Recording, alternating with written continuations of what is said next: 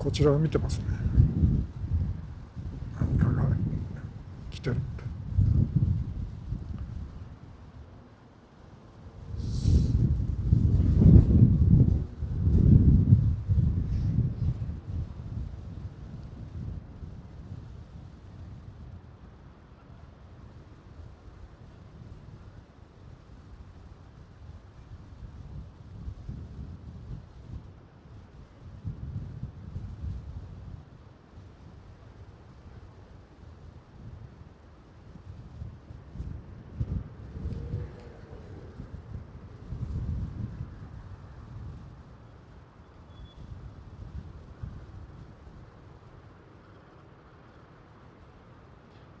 何かが鳴いてますね。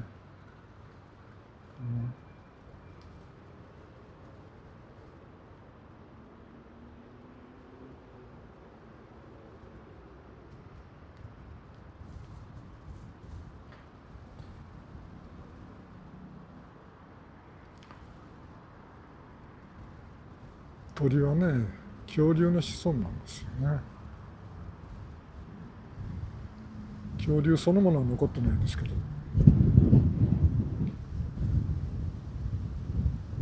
恐竜は鳥となって残ってるんです。まあ恐竜が走ってるよね。ですね。ジュラシック・パークで恐竜を見てるんで、ジュラシック・パークの描き方はやはり鳥をモデルにしてる。鳥の動きを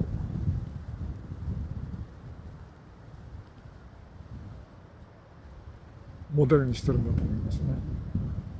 いや、この干潟を走り回ってるのを見ると、恐竜が走り回ってるように見えるんです。小さな。